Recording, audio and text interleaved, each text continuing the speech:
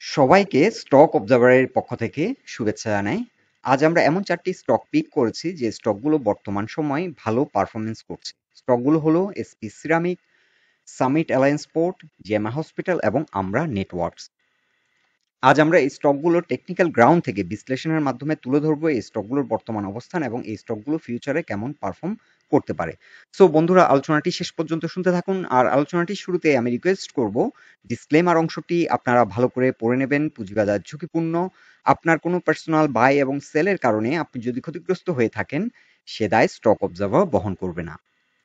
শুরুতে আমরা Shinepukur ceramic limited এই স্টকটির উইকলি চার্ট নিয়েছি এবং উইকলি চার্টে আমরা দেখছি যে এখানে একটি প্যাটার্ন ফর্ম করছে এবং এটি একটি রাইজিং ওয়েজ প্যাটার্নের মাধ্যমে এটি এখন সামনের দিকে এগিয়ে যাচ্ছে। আর আজকে আমরা যদি ভলিউম এবং প্রাইস অ্যাকশনের দিকেও চিন্তা করি, আজকে কিন্তু একটা ভালো ভলিউম নিয়ে ভালো একটা প্রাইস অ্যাকশনও হয়েছে। আমরা যদি ডে চার্টটা একটুখানি দেখে নিই, এখানে আমরা দেখতে পাচ্ছি এভারেজ থেকে অনেক বেশি ভলিউম নিয়ে একটা ভালো প্রাইস অ্যাকশন করেছে এই স্টকটি। সো এই স্টকটির ক্ষেত্রে ডে চার্টে কিছু রেজিস্ট্যান্স আমরা দেখতে পাচ্ছি 49.3, এই জোনটাতে এসে কিছুটা রেজিস্ট্যান্স ফেস করছে। আর এরপরে যে রেজিস্ট্যান্সটি ফেস করবে 51.4। এখন আমরা যদি উইকলি চার্টে, যারা একটু দীর্ঘমেয়াদী চিন্তা করেন 1 মাস 2 মাস কিংবা 3 মাস মেয়াদী, তাদের জন্য এখন একটা বড় চ্যালেঞ্জিং জোন হচ্ছে 55। এই রেসিস্ট্যান্সটি যদি ব্রেকআউট করে এই স্টকটি পরবর্তী গন্তব্য হতে পারে 62 থেকে 63 লেভেলে। এই আমরা এখানে একটি ট্রেন লাইন ড্র করেছি এবং এই ট্রেন লাইন বরাবর এসে আবার কিন্তু রেসিস্ট্যান্স ফেস করবে। সো এটার এখন বর্তমান ফার্স্ট যে চ্যালেঞ্জটি আমরা দেখতে পাচ্ছি 55 এবং পরবর্তী যে চ্যালেঞ্জ হবে সেটি 60 থেকে 63 লেভেলে। আর এই স্টকটি যদি মান্থলি চার্টে আমরা দেখি, মান্থলি চার্টে আমরা একটি ব্যাপার লক্ষ্য করছি, এই স্টকটি কিন্তু একটা হিউজ ভলিউম নিয়ে কিন্তু মুভ করেছিল এবং এখানে 52 তে এসে এখানে একটা রিজেকশন দেখছি এবং এর পরবর্তীতে আবার চেষ্টা করেছিল এটি ব্রেকআউট করে নতুন একটা হাই ক্রিয়েট করার জন্য এবং এটার প্রিভিয়াস কিন্তু যে হাইটি আছে সেটি হচ্ছে 74। হয়তো এই 74 এই জোনটাকে সে চেস করার হয়তো একটা অ্যাটেম্প্ট নিয়েছিল, কিন্তু এই পজিশন থেকে রিজেকশন হয় ডিউ টু সার্টেন সার্কামস্ট্যান্সেস। এখন আবার নতুন করে একটা মোমেন্টাম নিচ্ছে এবং এটা চেষ্টা করবে এই রেসিস্ট্যান্সটা ব্রেকআউট করে নতুন করে একটা হাই ক্রিয়েট করার জন্য। সো লং টার্ম এই স্টকটির ক্ষেত্রে গন্তব্য হতে পারে 73। তবে যাত্রাপথে এখানে বড় চ্যালেঞ্জ হচ্ছে 55 এবং 63। এই দুটো এরিয়া কিন্তু বড় চ্যালেঞ্জ ফেস করবে এবং এখানে বর্তমান যে ট্রেন্ড, এটা আমরা বলতে পারি খুবই পাওয়ারফুল একটা ট্রেন্ড, কারণ ওভারঅল যে ভলিউম আমরা দেখতে পাচ্ছি এই ট্রেন্ডটাতে, এটা কিন্তু একটা হিউজ ভলিউম নিয়ে কিন্তু এই ট্রেন্ডটি ক্রিয়েট হয়েছে এবং এগিয়ে যাচ্ছে। সো যারা ট্রেডিং স্টক পছন্দ করেন তাদের জন্য এটি একটি গুড চয়েস। আপনারা এই রেসিস্ট্যান্স পয়েন্টগুলো নোট করে নিতে পারেন। এছাড়াও পরবর্তীতে যখন এই স্টকটি 55 ব্রেকআউট করবে, আমরা তখন একটি নতুন প্রজেকশন দেব যে স্টকটি ফার্দার কতটা ট্রাভেল করতে পারে। আর বর্তমান ভলিউম বিবেচনায় আমরা আশা করছি এই স্টকটির গন্তব্য হতে পারে 73। এই যে প্রিভিয়াস যে হাই, এই জোনটাকে চেস করবে। এখন আমরা সামিট অ্যালায়েন্স পোর্ট লিমিটেড এই স্টকটির আমরা উইকলি চার্ট নিয়েছি এবং এখানে আমরা একটি অ্যাসেন্ডিং চ্যানেল ড্র করেছি এবং এই চ্যানেলের মাধ্যমে এই স্টকটি কিন্তু স্লোলি এগিয়ে যাচ্ছে। এটাতে হয়তো খুব কুইক প্রাইস অ্যাকশন হচ্ছে না, আমরা যেটা এক্সপেক্ট করছি স্টকটি হয়তো একটা ভালো পারফর্ম সময় সময় করে, কিন্তু রিসেন্ট ডেজগুলোতে স্ট্রং প্রাইস অ্যাকশন না থাকলেও কিন্তু একটা ভলিউমের মাধ্যমে কিন্তু গ্র্যাজুয়ালি এগিয়ে যাচ্ছে। সো স্টকটিও ট্রেডিং করার জন্য ভালো মানের একটি স্টক এবং বর্তমান যে অবস্থান আমরা দেখতে পাচ্ছি স্টকটির গন্তব্য হতে পারে 38। এই জায়গাটায় এসে কিন্তু একটা মেজর রেসিস্ট্যান্স ফেস করবে।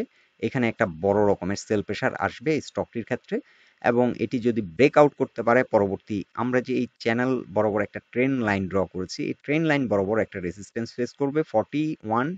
এই জোনটাতে 40 থেকে 41 এ এসে এখানে একটা বড় রকমের চাপ আসবে, সেল প্রেশার, এবং এরপরে 43। সো এই স্টকটি এখন যেহেতু একটা রেঞ্জ বাউন্ড হচ্ছে, এটি আমরা বলতে পারি এখন মোটামুটি একটা ডিমান্ড জোনে আছে এবং এই জোনটা থেকে গ্র্যাজুয়ালি আমরা দেখতে পাচ্ছি এর আগের বারও এখান থেকে এসে রিজেক্ট হয়েছে এবং আপাতত আমাদের টার্গেট থাকতে পারে 38 থেকে 40। এই জোনটা আমাদের আপাতত টার্গেট হতে পারে এই স্টকটির ক্ষেত্রে। যারা একটু দীর্ঘমেয়াদী লাইক 1 মান্থস, 2 মান্থস, 3 মান্থস এই ধরনের সময় নিয়ে ট্রেড করেন, আর যারা কুইক ট্রেড করতে চান তারা ডে চার্ট দেখে নেবেন। ডে চার্টে যে রেজিস্ট্যান্স গুলো আছে এখানে 34.5 এবং 36 এই 36.6 এই জোনে এসে একটা রেজিস্ট্যান্স আসবে এবং প্রাইস পয়েন্ট রেজিস্ট্যান্স এর পরবর্তীতে 38 এই জোনটাতে। আর ডে চার্টে কিন্তু আমরা দেখতে পাচ্ছি এখানে একটি গোল্ডেন ক্রস হওয়ার সম্ভাবনা আছে। এটি একটি 20 exponential moving average 50 exponential moving অ্যাভারেজকে ক্রস ওভার করার একটা পসিবিলিটি দেখা দিচ্ছে। সো এটি যদি ক্রস ওভার করে, এখন বর্তমান এখানে একটা R1 রেজিস্ট্যান্স ফেস করছে 33, এটি ব্রেকআউট করে পরবর্তী 34 এ এসে আবার একটা রেজিস্ট্যান্স ফেস করবে। এখন আমরা GMI hospital requisite manufacturing limited এই স্টকটির যদি টেকনিক্যাল অবস্থান দেখি, আমরা বর্তমানে ডে চার্ট নিয়েছি। ডে চার্টে আমরা দেখতে পাচ্ছি স্টকটি কিন্তু একটা এবিসি কারেকশন হয়ে গেছে, আর কারেকশন হওয়ার পর পিভেটের উপরে অবস্থান করছে এবং আজকে দিন শেষে কিছুটা 20 এবং 50 এক্সপোনেনশিয়াল মুভিং অ্যাভারেজের উপরে অবস্থান করছে। আমরা কয়েকদিন আগে এই স্টকটি নিয়ে একটি পোস্ট করেছিলাম যে একটি গ্রোয়িং কোম্পানি। এই স্টকটি কিন্তু ধারাবাহিকভাবে গ্রো করছে এবং এদের বিজনেস মডেল কিন্তু ভালো। আর বর্তমান প্রেক্ষাপটে আমরা দেখেছি যে ইপিএস কিছুটা কম হয়েছে গত কোয়ার্টারের সাথে, এর আগের বছরের এই সেম কোয়ার্টারের সাথে যদি আমরা কনসিডার করি তাহলে ইপিএস কিন্তু কিছুটা কম এসছে।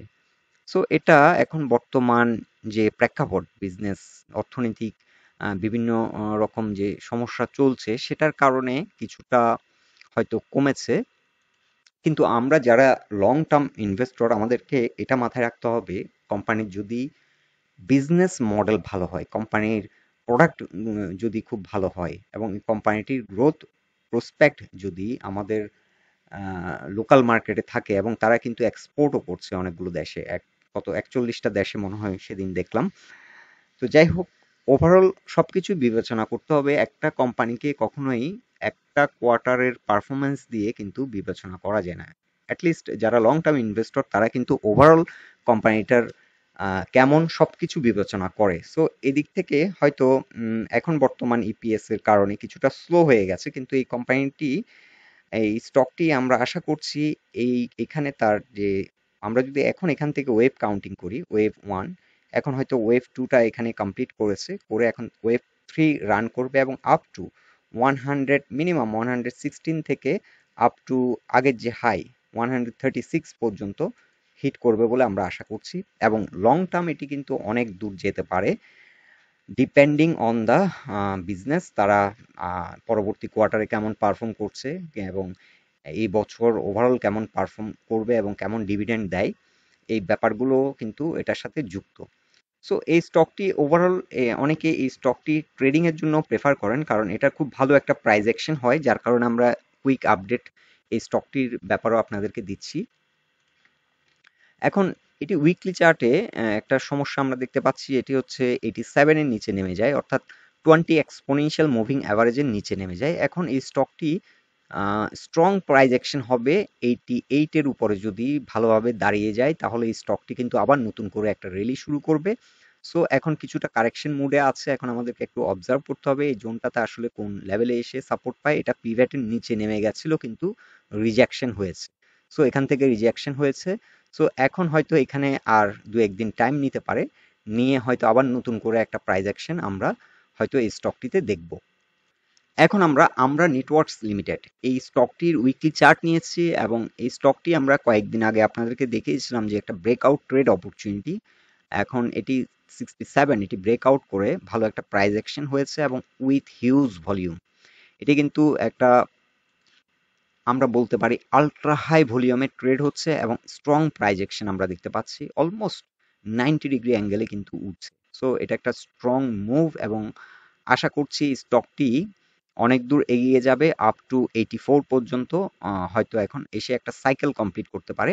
আর যাত্রাপথে এখানে 77.5 এই জোনটাতে এসে কিন্তু একটা ভালো রকমের সেল প্রেশার আসবে। আমরা এখানে দুটো ফিবোনাসি চার্ট ইউজ করেছি, একটি ট্রেন্ড বেসড আর একটি নর্মাল।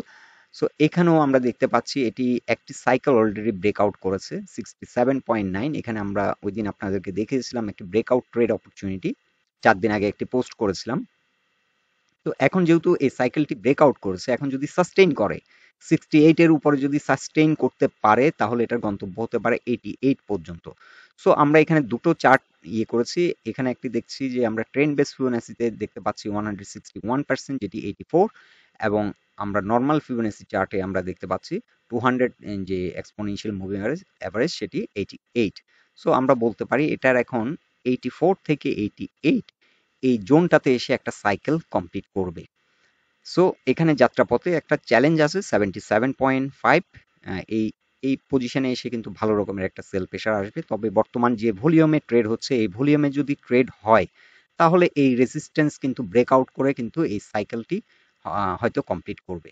আর এই স্টকটি এখানে প্রাইস পয়েন্টেও কিন্তু এই জোনটাতে ভালো রকমের একটা রেজিস্ট্যান্স 77 থেকে 84 পর্যন্ত এখানে কিন্তু একটা রেজিস্ট্যান্স প্রাইস পয়েন্ট লেভেলও আমরা দেখতে পাচ্ছি। বাট এখানে যদি আমরা ভলিউম দেখি সেই অনুপাতে কিন্তু এখন অনেক হাই ভলিউমে ট্রেড হচ্ছে। এই রেজিস্ট্যান্সগুলো এই ধারাবাহিকতা যদি ঠিক থাকে তাহলে এই রেজিস্ট্যান্স ব্রেকআউট করা খুব একটা ডিফিকাল্ট হবে না। ওভারঅল আমাদেরকে লক্ষ্য রাখতে হবে মার্কেট কেমন পারফর্ম করছে, ওভারঅল সেক্টর কেমন পারফর্ম করছে।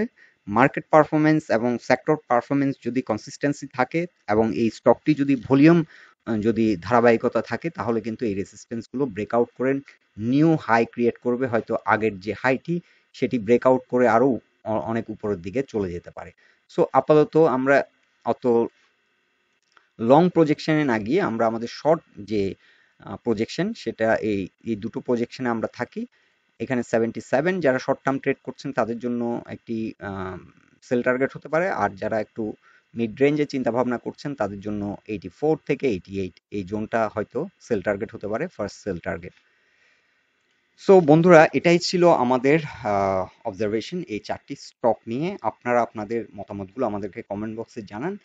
আর আলোচনাটি যদি আপনাদের ভালো লেগে থাকে অবশ্যই পোস্টটিকে লাইক দিন, বন্ধু বান্ধবের সাথে শেয়ার করুন। সবাই সুস্থ থাকুন, ভালো থাকুন। আজকের মতো এখানেই বিদায় নিলাম।